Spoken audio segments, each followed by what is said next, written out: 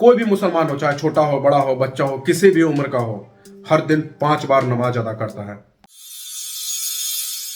Hello दोस्तों, आपने शायद कुछ लोगों को कहते हुए सुना होगा कि हमारा हिंदू धर्म सबसे प्राचीन धर्म है, very rich in culture and history. शायद we are the oldest civilisation. हमने दुनिया को एक नई दिशा दी। हमारे पास वेद है, पुराण है, बड़े बड़े धर्म ग्रंथ हैं जो कि किसी धर्म में, शायद किसी धर्म में एग्जिस्ट नहीं करते। But where are we right now? अभी हम किस ग्राउंड पे हैं, किस लेवल पे हैं? I will try to give you a glimpse of that. आज हम बात करेंगे इस्लाम की, मुसलमानों की 5 ऐसी क्वालिटीज की जो उन्हें इंटैक्ट रखती हैं, वर्ल्ड में एक लेवल पे बना के रखती हैं, जो शायद हर धर्म के लोगों को सीखने की जरूरत है, अपनी जिंदगी में उतारने की जरूरत है। और इसमें जो 5वीं क्वालिटी है, that is the biggest strength of them. दुनिया में उनकी सबसे बड़ी ताकत है। So please keep watching this video till and. Number 1, devotion. कोई भी मुसलमान हो, चाहे छोटा हो, बड़ा हो, बच्चा हो, किसी भी उम्र का हो, हर दिन 5 बार नमाज अदा करता है, अल्लाह को याद करता है, पैगंबर को याद करता है, कुरान शरीफ में लिखी हुई बातों को जिंदगी में उतारने की कोशिश करता है, सीखने की कोशिश करता है। Can you imagine? 5 times in a day. और हमारे लौंडे 90% of youth TikTok, Instagram, short videos, reels, Facebook, social media, इसी पे बिजी है। ऐसे ऐसे चिकने लौंडों को फॉलो कर रहा है। मम्मी को मैंने आईफोन गिफ्ट करा, दादी के लिए नई साड़ी लेकर आया, कल घर में छोटे भाई ने पॉटी कर दी, कुत्ता घर से भाग गया, गाड़ी लेकर जंगल में घुस गया, अरे ये क्या कर दिया, अरे 3 दिन पहले छोटे भाई ने खाना नहीं खाया, पूरी फैमिली सैड थी, आज सारी फैमिली मिलकर मॉल घूमने जा रहे हैं। अरे भाई साहब, अगर तुमने मम्मी के लिए साड़ी खरीदी है तो पब्लिकली बताने की क्या जरूरत है? प्राइवेसी नाम की भी चीज होती है। इन्होंने प्राइवेसी की अपनी तो ऐसी तैसी करी रखी है, दुनिया को भी इसी चीज के लिए इंस्पायर कर रहे हैं। हमारे 90% यूथ से अगर पूछ लो कि उनका धर्म ग्रंथ क्या है, को पता नहीं होगा। अगर उनसे श्रीमद् भगवत गीता का एक आध श्लोक सुनाने को कह दो तो फटके हाथ में आ जानी है। Second, respect for the religion. मुसलमान अपने धर्म की इज्जत करते हैं, बहुत ज्यादा इज्जत करते हैं। आपने देखा है कभी किसी पैगंबर मोहम्मद साहब के सिंबल को कूड़े में फेंके हुए, नाले में तैरते हुए? नहीं। लेकिन हमारे यहाँ अगरबत्ती के पैकेट में श्री राम जी की फोटो बनी होगी जो कि कूड़े में फेंका हुआ होगा। कैलेंडर पे माँ दुर्गा की फोटो बनी हुई होगी, जब तक कैलेंडर यूज में है तब तक वो दीवार पे है। जैसे ही यूज खत्म, माँ दुर्गा की फोटो से बना हुआ वही कैलेंडर किसी नाले में तैरता हुआ मिलेगा आपको अगले दिन। ये सच्चाई है। भगवान श्री गणेश जिनकी पूजा सबसे पहले की जाती है, उनके आइडल्स की पूजा गणेश चतुर्थी पे बड़े धूमधाम से की जाती है। लोग बड़ी इज्जत के साथ उनकी मूर्ति बिठाते हैं, पूजा करते हैं। उनके विसर्जन के बाद उनकी मूर्तियां नाले में ढेर में पड़ी मिलती हैं कहीं। नोबडी केयर्स, घंटा किसी को कोई फर्क नहीं पड़ता।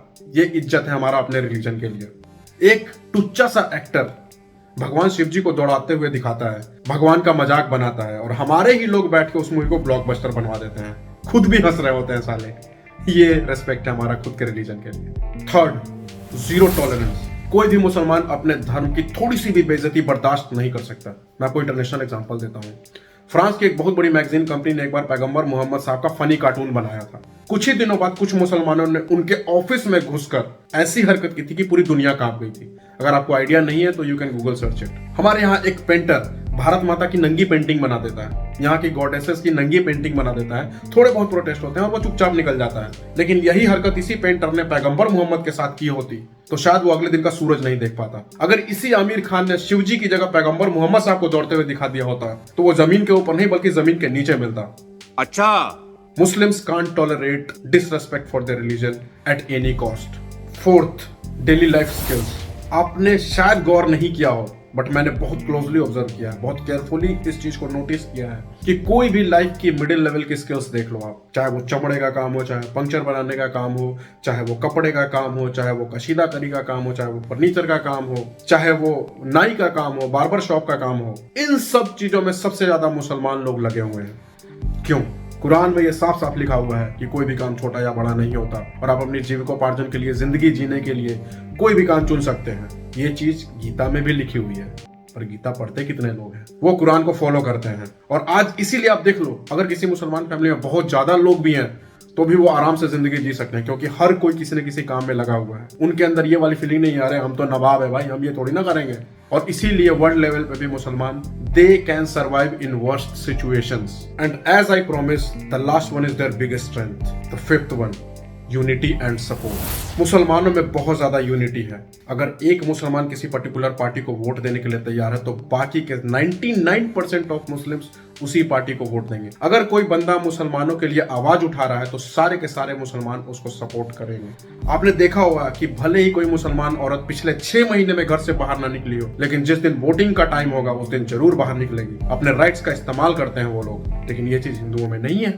हिंदू एक दूसरे का मजाक बनाते हैं। अगर किसी बंदे ने कह दिया कि श्री राम जी फलाने टाइम में थे, ये थे वो थे, तो दूसरा बंदा नकार देगा, अरे श्री राम जी काल्पनिक हैं, श्याम जी थोड़ी ना थे, अपने ही धर्म के लिए गड्ढे खोदने में लगे हुए हैं। तो भाइयों, हो सकता है कि कई लोग इस वीडियो को गलत इंटरप्रेट करें, उनको लगे कि यार ये बंदा तो ये बता रहा है वो बता रहा है। भाई, आई एम नॉट सेइंग कि किसी धर्म में बुराइयां नहीं है, हर धर्म में बुराइयां हैं, बट मैंने उन चीजों का जिक्र किया है जिसको सीख कर बाकी धर्म के लोग भी काफी ऊपर उठ सकते हैं, अपना लेवल ऊपर उठा सकते हैं। और ये चीजें रियली में बहुत ही अच्छी चीजें हैं, बहुत good qualities of Muslims and Islam. Thank you.